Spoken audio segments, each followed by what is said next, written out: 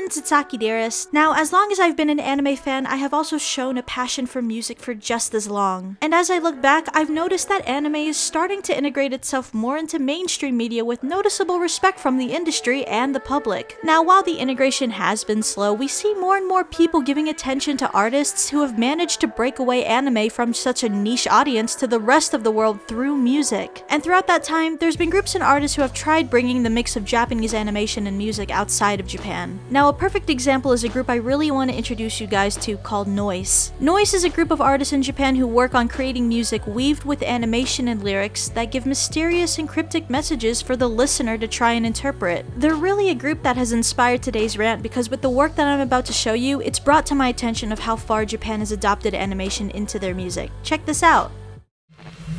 Nice.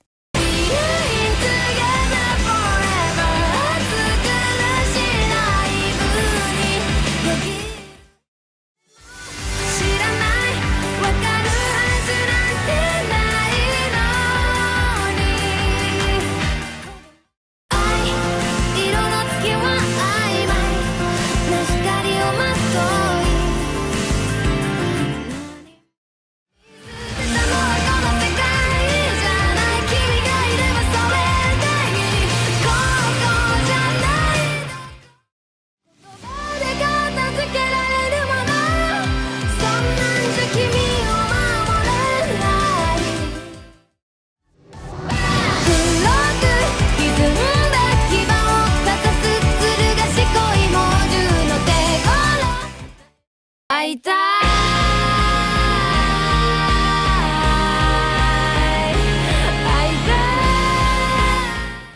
Now, with the growth of unique groups like Noise, I begin this topic of the passion and success of anime's integration with today's music industry, and in ways where it extends beyond typical openings and endings of your favorite anime series. But before we get into the current state and where anime stands for the future, let's look back at the history of where the rise first began. So sit back, relax, and try taking a break from singing History Maker and watch this while you wait for the next Yuri on Ice episode. So to start off, Japan has always had quite a big following for idol-based culture where it's idolized, well, it's idols. Around the early 80s, an idol that became loved by fans all around Japan was a character named Lin Minmay. Now, I won't go too much into her, but all you really need to know is that from this character, she became the rise of idol culture. And today, with the obsession of Love Live, Hatsune Miku, and bringing the idol concept to groups such as AKB48, the Japanese music industry has welcomed this style with open arms as well as the anime music industry in general. However, Japan shares a love for so many genres of music with only so many faces that have managed to make it overseas. So what is the best way to integrate their style deeper into the Western music industry? What can they possibly do to introduce newcomers? Well, for one, anime is a great way to give musical artists publicity, especially when you're trying to make their face seen in the West.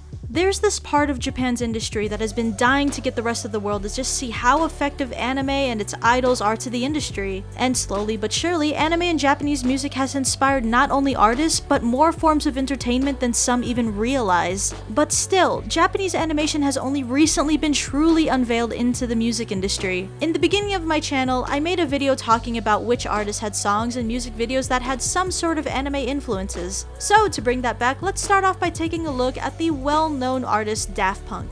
While Daft Punk is often seen as the kings of French house, it's also fair to say that they've been a very experimental pairing with their style and music. From recently incorporating electronic with funk, then going back to electronic with rock, let's go back to when it was just French house electronic. The Discovery album. The Discovery album was not only an album that helped rise French house, but also anime.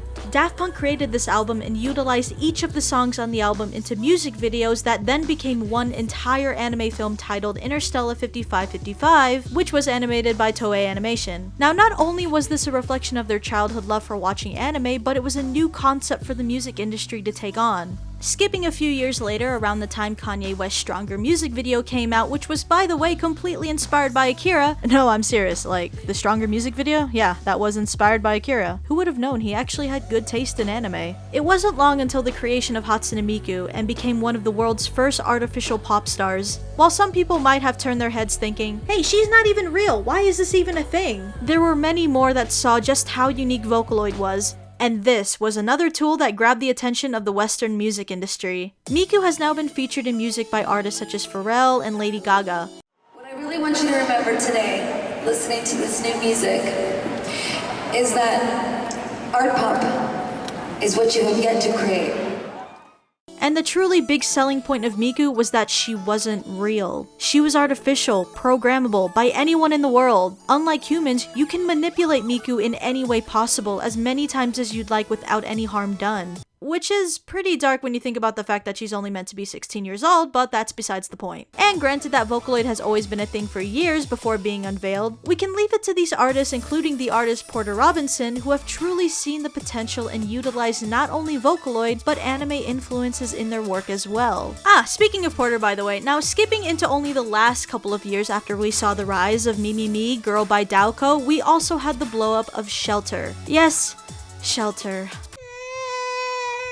Porter Robinson is probably one of the few most popular DJs in the West who probably has a better grasp and understanding of anime and otaku culture, to the point he has completely unveiled the true potential of using it in his music without even needing to hint at it. With Shelter's touching story reaching 10 million views, I believe that the bridge between anime and the music industry that has been slowly being built for years is now getting closer every day. Now I won't end it there without saying there is still a lot, and I mean a lot of room to grow. After all, this is only a handful of times we've seen anime having a spotlight in media. But because of this, it's also brought windows into more genres into the Japanese music industry. In fact, it was reported that in 2016, the Japanese music industry saw its first rise in over 3 years, so I wouldn't really be surprised if this was a big contribution to it all. However, lucky enough, anime has a fan base where there's constantly fans making new pieces and work that gives the medium more spotlight. With the way the world works today, a lot of people are on the internet, and we live in a society where it's become more accessible for artists to share their work. And now after looking at these handful of huge rises and influences, what does the future of music look like for anime?